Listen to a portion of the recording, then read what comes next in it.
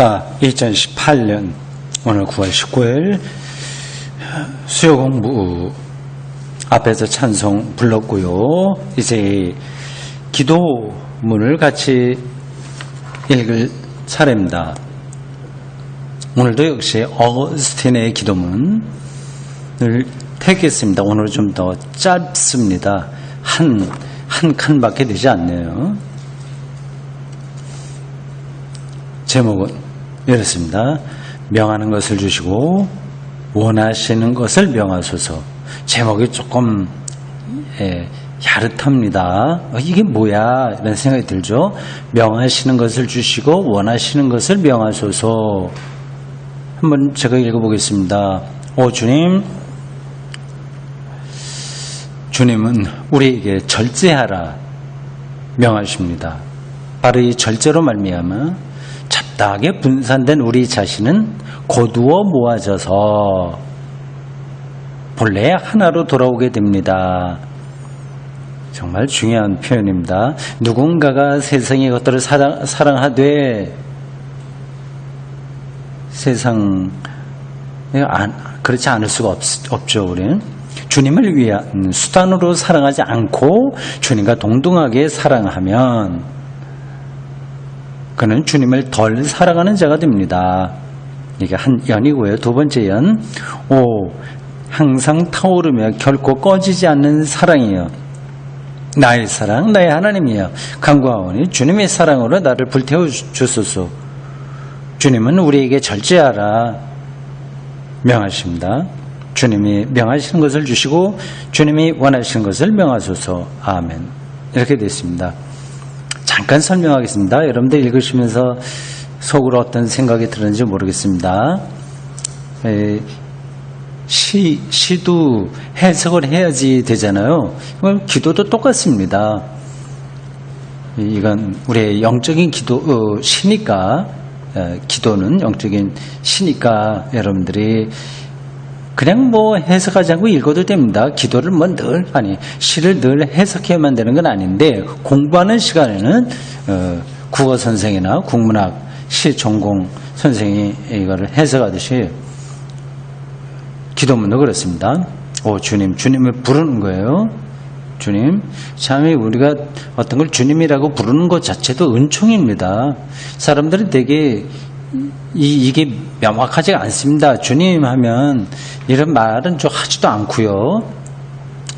사람들에게 주님은 그냥 돈이죠. 말하자면 돈, 권력, 그게 자기의 주인이라고 생각합니다. 근데 우리는 그런 것들을 주님이라고 안 부르죠. 성경이 증언하고 있는 바로 그분, 창조자이고 그리고 성육신된 예수 그리스도, 그리고 생명의 영으로 함께하는 성령, 이런 삼위일체 하나님을 우리는 주님이라고 부릅니다. 그분에게 우리가 속했다는 뜻이에요. 전적으로 속했다고 하는 겁니다.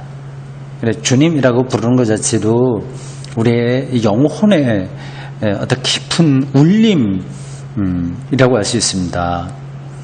주님은 우리에게 절제하라 명하십니다. 절제하라. 돈을 아껴 써라 그 얘기 아닙니다. 이건 영적인 문제예요. 영적으로 너무 많은데 관심을 갖고 살지 말아라 그 얘기죠. 사실은요. 이렇게 축소하라는 거예요. 삶을 축소하라. 담백하게 해라. 단순한 삶 얘기하죠. 요즘 심플 라이프 그런 용어도 들어본 것 같은데요. 지금 너무 복잡해서 그게 사는 것처럼 사람들이 생각하나 생명은 그런 방식으로 되는 게 아니거든요. 여기서 절제하라고 하는 것은 물건을 아껴 써라 그게 아니라 영혼의 산만한 거를 단순화시켜라 그렇게 보시면 됩니다. 바로 이 절제로 말미암아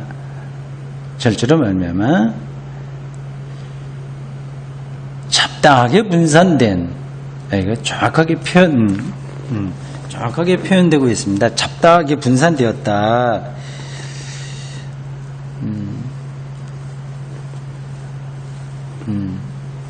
잡다하게 분산된 많죠. 여러 군데로 분산되어 있죠. 우리 자신은 거두어 모아져서 본래 하나로 돌아오게 됩니다. 본래 하나로 돌아오게 됩니다. 예, 하나라고 하는 것은 하나님의 생명이죠. 저로 돌아오게 됩니다. 누군가가 세상의 것들을 사랑하되, 아까 제가 읽으면서 한마디 붙였습니다만은 세상의 것들을 사랑하지 않고는 우리가 살지 못합니다. 그 관계를 다 맺고 살아갈 수밖에 없어요. 세상의 것들과 관계를 맺고 살아가되 뭐 여러 가지 있죠. 가족도 사랑해야 되고, 우리가 가르치는 학생들도 그렇고, 또 뭐 지인들 여러 관계, 취미 생활도 있고요. 다 그런 것들과의 관계를 맺는 게 사랑이거든요. 그렇습니다. 뭐 아가페, 필로스, 에로스 있는데 그런 열정들을 다 사랑이라고 표현합니다. 그런 열정을 갖고 살아야죠. 맞는데 그걸 주님을 위한 수단으로 사랑하지 않고 주님과 동등하게 사랑하면, 그러니까 주님도 사랑하고 뭐 돈도 사랑하고 이 식이 된다면 그는 주님을 덜 사랑하는 자가 됩니다. 이거 어떻게 보면 뭐 늘 듣던 이야기다 생각이 되기도 합니다. 이거는 좀 더 깊은 이야기예요. 어거스틴의 기도문은 그렇습니다. 이렇게 표현해도 될까요? 그러니까 주님에 대한 사랑은 평생에 걸친 영적인 화두예요.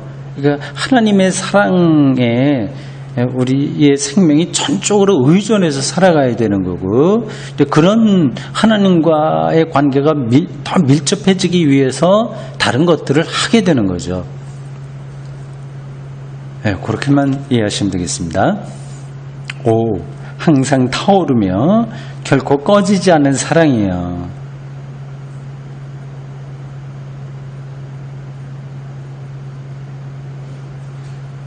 이 사랑은 하나님이죠.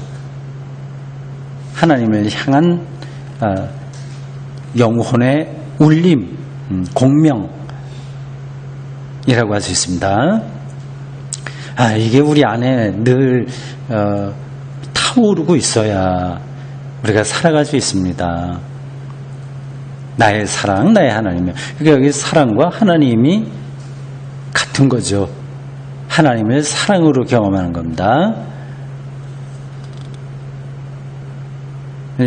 이러한 표현들이 우리가 계속 생각하지 않으면, 화두로 삼지 않으면 이거는 밋밋해집니다. 계속 우리가 이 부분을 붙들고 있어야 됩니다. 그래서 이러한 우리가 시를 읽는 건 시를 통해서 우리의 삶의 활력을 얻잖아요. 많은 경우에 이런 기도문이 우리의 영혼에 생기를 얻는 기회가 됩니다. 그냥 놔두면 그냥 그 신앙은 이렇게 점점 이게 재가 되듯이 불길을 놓치게 됩니다. 강과원이 주님의 사랑으로 나를 불태워 주소서, 그렇게 되어 있습니다. 사랑으로 나를 불태워 주소서. 주님은 우리에게 절제하라 명하십니다. 다시 앞에 나왔던 그 주제로 가서 다시 반복합니다. 절제하라. 그러니까 이것저것 하지 마라가 아니라 삶을 어느 한쪽으로 모아라 그 뜻입니다. 주님이 명하시는 것을 주시고, 그러니까 주님이 명하시는 것이 뭘까요? 뭐 말씀을 사모하라라든지 뭐 그런 거 또 하나에 포함되겠죠. 그리고 관용을 베풀며 살라 하는 것도 명령이죠. 이걸 주시라. 그러니까 그 자기 스스로 할 수 있는 게 아니라 그걸 받아야 된다는 뜻입니다. 주님이 원하시는 걸 주시고, 내 능력으로 되는 게 아니니까 그걸 허락하시고, 주님이 원하시는 것을 명하소서. 이게 결국 주님이 원하시는 것을 나에게 명령하고 그리고 달라 그 얘기입니다. 여기 전체 주제에 따르면 절제하는 거죠. 절제하는 거. 다른 것에 많은 것에 마음을 빼앗기는 게 아니라 한 곳으로 우리의 영혼이 집중되는 그걸 가리킵니다. 참 이 세상에 살다 보면 이게 잘 안 됩니다. 뭐 너무 많은 것들이 우리의 생각을 이렇게 저렇게 복잡하게 만듭니다. 가족도 그렇고 가까이는 이외에 이 세상살이 전체가 좀 그렇습니다. 그건 어쩔 수 없어요. 그러니까 이 절제하라 요거를 계속 붙들고 있지 않으면 우리는 결국 영혼의 산만성에 떨어지게 됩니다. 네, 그런 것들이 우리의 영혼에 방해가 되니까 또 다른 것에 지나치게 매달리고 아니 악순환이 우리의 삶에 있는 것 같아요. 자, 한번 제가 제목을 읽을 테니까 여러분들 같이 어스네 기도문 읽어보십시오. 명하시는 것을 주시고 원하시는 것을 명하소서.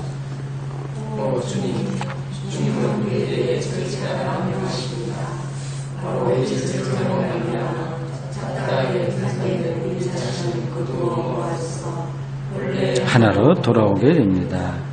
누군가가 세상의 것들을 사랑하되 주님을 위한 수단으로 사랑하지 않고 주님과 동등하게 사랑하면 주님을 덜 사랑하는 자가 됩니다. 항상 타오르며 결코 꺼지지 않는 사랑이요 나의 사랑 나의 하나님이요 강건히 주님의 사랑으로 나를 불태워 주소서. 주님은 우리에게 절제하라 명하십니다. 주님이 명하시는 것을 주시고 주님이 원하시는 것을 명하소서. 아멘. 자, 됐습니다. 여러분들 성경을 한번 펴보십시오. 이사야 40장부터 이제 당분간 제2 이사야 해당하는 대목을 공부하겠습니다.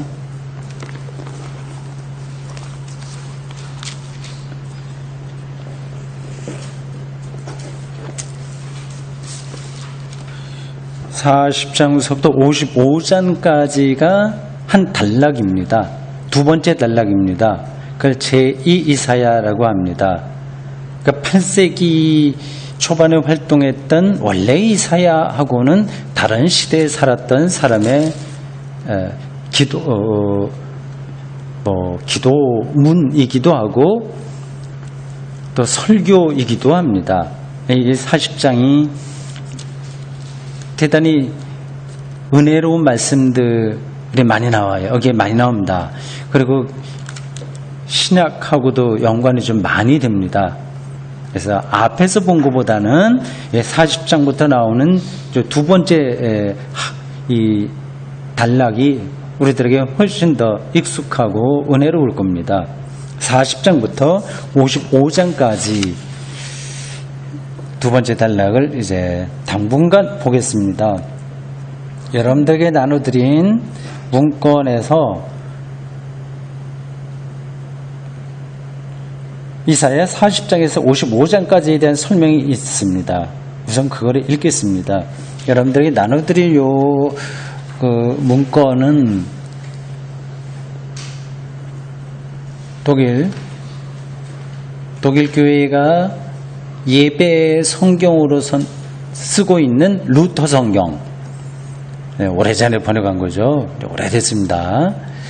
그 마틴 루터가 이 포럼스에서 종교 재판 받고 피신해갖고 겨우 목숨을 건져서 그 바르트부르크 맞죠? 바르트부르크라고 하는 성에 숨어 있을 때에 신약 성경을 번역했고요. 그 뒤로 또 어느 때에 구약까지 번역했습니다. 구약은 다른 사람이 했다는 말도 있는데 어쨌든 루터의 이름으로 성경이 신구약 전체가 완성됐습니다.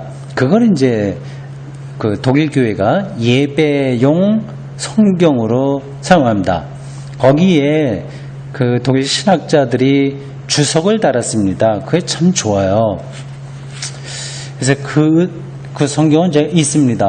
이제 그러니까 우리말 성경에다가 독일 루터 성경에 주석 있는 부분만 떼다가 거기다가 붙여서 대한기독교 서회에서 성경을 하나 냈습니다. 세월이 좀 됐습니다. 10년쯤 됐을까요? 굉장히 좋습니다. 내용이, 주석이. 저도 참조를 많이 합니다. 그래서 우리 공부할 때 그걸 놓고 했으면 좋겠는데, 그래서 그거를 구할 수 있나 좀 알아봤는데 절판이 됐더라고요. 그래서 좀 아쉽습니다. 근데 우리 한국교회 신자들이 기왕이면 그런 성경을 좀 봐줘야 대한기독교 서회에서 계속 출판할 텐데 딱 한 번 내고서 그만둔 것 같습니다. 네, 그 중에 해당하는 부분만 제가 복사했습니다. 보십시오. 이사야에서 이 부분은 전체 66장이죠. 그래서 이 부분 40장에서 55장이니까 전체가 16장에 해당합니다. 이 이사야에서 이 부분은 주전 8세기 아모스의 아들, 일전에 한번 말씀드렸죠. 이 아모스의 아들, 이렇게 이사야가 나옵니다. 그때 아모스는 예언자 아모스, 선지자 아모스하고는 구별됩니다. 아모스의 아들 이사야 예언자의 상황과는 아주 다른 상황을 보인다. 그건 다 드러나는 거니까 이러쿵저러쿵 할 것도 없습니다. 확실하게 드러나는데요. 이사야와 다른 예언자들이, 원래 이사야하고 다른 예언자들이 오랫동안 선포했던 형벌이 이미 내려졌다. 그전에는 내린다, 형벌이 온다, 이렇게만 돼 있었는데 이제는 이미 내려져 버린 거예요. 그러니까 상황이 다르죠.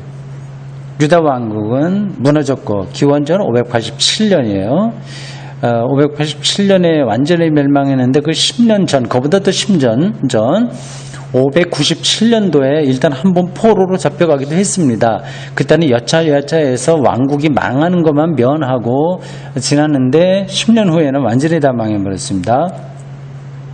유다 왕국은 무너졌고 성전은 불탔으며 예루살렘은 황폐한 폐허가 되었다. 이건 여러분들이 역사적인 사건이라서 잘 아실 겁니다. 제가 또 몇 번 설명했습니다. 성경을 읽을 때 역사적 배경을 잘 아는 게 필요합니다. 다 역사적 배경에서 성경 기록된 거지 그냥 공중에서 떨어진 게 하나도 없기 때문입니다. 별로 상관이 없을 것과 같은 성경 내용도 다 역사적 배경에서 나온 겁니다. 주민의 대부분은 수십 년 전부터 낯선 땅 바벨론에 와 있다. 주민 대부분이라고 했는데 제가 보기에는 대부분이 아닐 텐데 왜 대부분이라고 했을까요? 귀족들하고 오피니언 리더 그러고 있죠. 그래도 지도급 인사들이 주로 잡혀갔을 텐데요. 나머지들은 그냥 유대 땅에 머물면서 식민 통치, 그러니까 총독이 와서 거기를 다스리고 했는데, 주민의 대부분은 수십 년 전부터 낯선 땅 바벨론에 와 있다. 요 이야기는 그래 정확한 것 같진 않네요. 제가 착각을 하고 있을까요? 제 머릿속에 정리된 거로는 그 왕족과 고위 관리들, 지식인들, 학인들 이런 사람들이 주로 포로로 잡혀갔고 일반 대중들은 그냥 거기 살았습니다. 하여튼 이건 나중에 확인을 해봐야 되겠습니다. 이러한 상황에 직면하여 사람들은 지난 날에 대해서 생각한다. 곧 하나님이 자기 백성의 역사 첫머리에 출애굽이라는 엄청난 기적을 어떻게 이루셨는지에 대해서 생각한다. 이런 말입니다. 이런 말이에요. 이것은 출애굽기 1장에서 15절까지 있는 출애굽 사건도 역사 후대에 기록된 겁니다. 바벨론 시대에 이러한 문제들을 더 아주 진지하게 생각해서 모세오경이 나왔다고 보면 됩니다. 전달이 됐죠.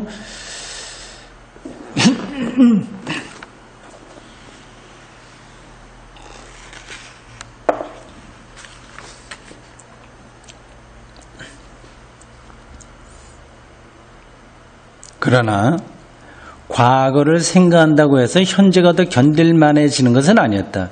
출애굽 사건 얼마나 신나요.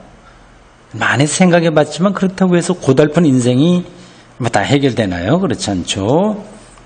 시편 137편 같은 본문은 이러한 분위기를 가장 똑똑히 반영해 주는 듯하다. 그러니까 바벨론 포로 사건이 구약 성경 전체의 기본적인 역사적 배경이라고 생각하시면 됩니다. 거기서부터 창조 이야기도 저들이 생각하게 됐고 출애굽 사건도 다시 기억하게 됐고 시편에 나와 있는 여러 가지 아픔들 그런 것도 다 있고요. 그리고 욥기 이야기도 사실은 바빌론 포로를 배경으로 합니다.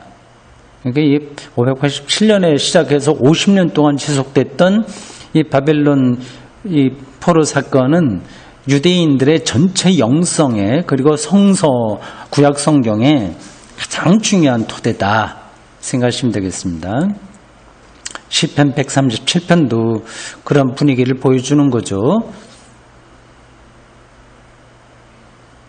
이러한 때 주전 6세기 중반이요. 그러니까 550년, 기원전 550년 전후, 그 정도가, 기원전 550년대, 이게 이제 중반이죠. 6세기이니까. 바벨론에 사로잡혀 살던 사람들 가운데 한 무명의 예언자가 등장한다. 그 사이에 바로 이 제2 이사야를 쓴 사람이라고 하는 겁니다. 무명의 선지자가 등장한다. 그는 형벌과 심판에 대해서는 더 이상 말하지 않습니다. 이미 받아버렸으니까. 하나님의 백성은 위로받아야 된다고 생각한다. 40장 1절부터 시작합니다. 아직 이 위로가 굉장히 강력합니다. 그 내용도 참 좋아요. 막연하게 잘 된다 하는 것처럼 들리긴 하겠으나 이게 너희들 그 제국들 강한 나라 힘들 아무것도 아니다. 이거를 보게 합니다. 보게 하는 거예요. 그럴 때 이제 위로가 되는 거죠. 지난날에 하나님 경험에 매달릴 것이 아님은 지난날에 하나님 경험 착한 사람 상 주고 잘못된 사람 징벌한다고 하는 그런 데 머물러 있으면 안 되고 이제까지 한 번도 듣지 못한 새로운 것을 하나님이 그들 가운데 하시려 하기 때문이라는 것이다. 새로운 것에 대한 경험이 곧 온다. 그러니까 기존의 기존 질서 그걸 전이해라고도 말할 수 있고 선입관이라고도 할 수 있고요. 아니 쉽게 얘기하면 돈이 많아야 행복해 이런 이런 것들 그런 게 아니라 전혀 새로운 것을 경험하게 된다는 거죠.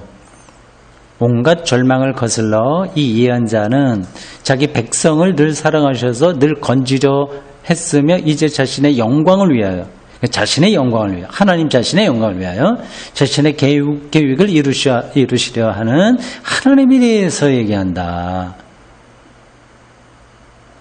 이런 시각이 필요하죠. 우리는 예수 그리스도를 통해서 새하늘과 새 땅, 신약 성경을 통해서 이 이스라엘, 근데 그게 이어져 내려오는 겁니다. 늘 새로운 것을 말해요. 새로운 기존 질서의 유지가 아니라 보통 그걸 전문적인 용어로 스타투스 쿠어라고 하거든요. 현실 유지.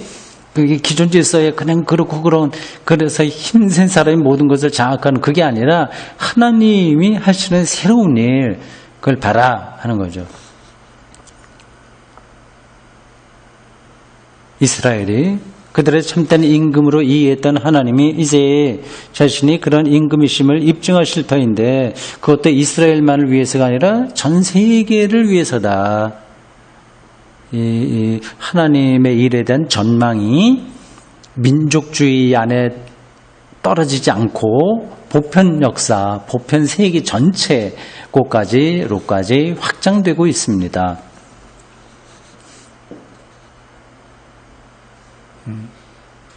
그렇지만 하나님이 어떻게 자신의 목표에 다다르실 것인가? 어떻게 하실 것인가? 자기 백성을 바벨론 포로 생활에서 해방하실 도구를 본문에 나와요. 이 예언자는 누구로 보내하면 페르시아, 성경에는 바사 이렇게 되어 있죠. 우리말 성경에는 페르시아 임금 고레스에게서 발견하는데, 그를 이제 하나님이 고레스를 택해서 너희들을 해방시킨다고 하는 거죠. 그래서 발견하는데, 고레스는 그 당시 여러 차례의 원정을 통해서 바벨론 뒤에 이제 페르시아가 그 지역을 지배하게 됩니다. 고레스는 이 당시 여러 차례 원정을 통해서 모든 사람들 관심을 끌었고, 아마 제2 이사야가 살아있을 때 그 고레스의 활동을 눈여겨본 것 같아요. 이 사람이 이 바벨론의 일방적인 억압적 질서를 깨뜨리고 모든 각 나라 사람들을 해방시킬 하나님의 도구다. 그래 본 거죠. 그 다음 주전 539년에는 바벨론을 피 흘리지 않고 점령한다. 그렇죠. 고레스가 바빌론을 점령하고 이제 거기 포로로 잡혀왔던 사람들을 다 고국으로 보냅니다. 근데 이걸 선지자는 하나님께서 고레스를 종으로 자기의 일꾼으로 선택한 거다. 이렇게 보는 거죠. 그러나 이 예언자가 선포한 내용은 너무 포괄적이고 방대해서 그렇습니다. 상당히 그래요. 가장 강력한 세계 통치자에게조차 지나친 요구였다. 선지자가 그런 새로운 세계에 대한 전망을 갖고 있었는데 그걸 다 이룰 수는 없는 겁니다. 이루어질 수도 있고 아닐 수도 있습니다. 고레스가 어떤 역할까지는 했는데 그걸 이룰 수는 없죠. 고레스와 나란히 하나님의 종이라고 하는 둘째 인물이 언급되는데 지난주에 설교 제목이 하나님의 종 3번이었죠. 이게 제2 이사야의 영적인 전망이에요. 관점, 그겁니다. 그의 임무와 운명은 신비로 가득 찬 여러 말로 표현된다.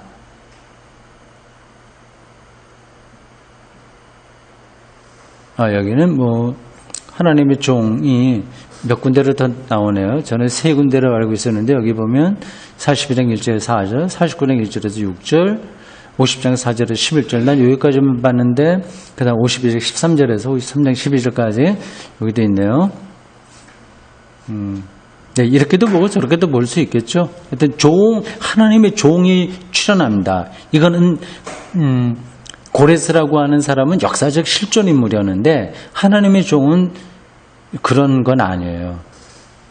예언자가 누구를 하나님의 종으로 보았는지에 대해서 사람들은 오랫동안 많은 생각을 해왔다. 우리 기독교에서는 이제 그 하나님의 종이 바로 예수다 이렇게 말하죠. 몇몇 주석가들은 예배 의식문 비슷한 형식을 지니는 하나님의 종의 노래. 하나님의 종의 노래는 일종의 노랫말처럼 기록된 겁니다. 여기서 예언자 자신의 운명에 대한 예언자 자신의 운명에 대한 여러 진술을 찾아보려고 하였다.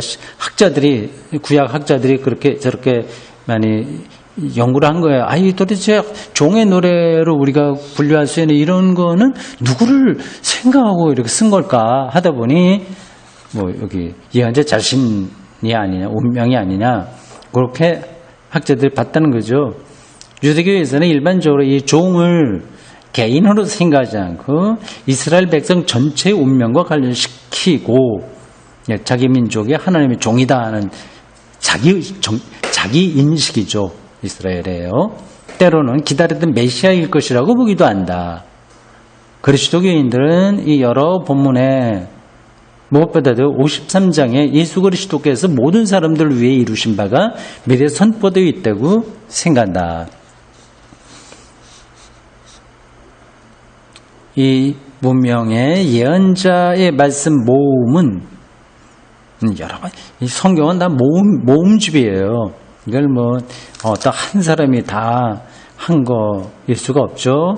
여기저기 흩어져 있었던 그런 글들을 다 모은 건데, 표제 없이, 표제는 모든 각 성경의 첫 번째 나오는 말에서 찾습니다.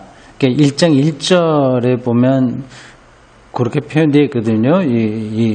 이사야, 아모스의 아들 이사야가 뭐 어떻게 한다, 그런 게 나와요. 누가 했다, 이런 게 나옵니다. 이게 표제거든요. 근데 그런 거 없이 여기 40장부터는 그냥 이사야의 여러 예언에 덧붙여 있습니다.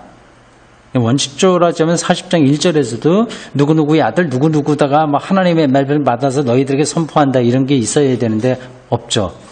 표제를 잃어버리는지, 아니면 예언자 자신이 자기가 전한 말씀을 이사야 예언의 연속으로 이해했는지는 우리가 알 수 없다. 구약 학계에서는 흔히 이 예언자를 제2 이사야라고 부른다. 신약 성경의 거의 모든 책에서 이 예언자의 말씀을 인용하거나 암시하는 구절을 찾아볼 수 있다. 신약 성경에 많이 나옵니다. 곳곳에. 많은 주석가들은 예수님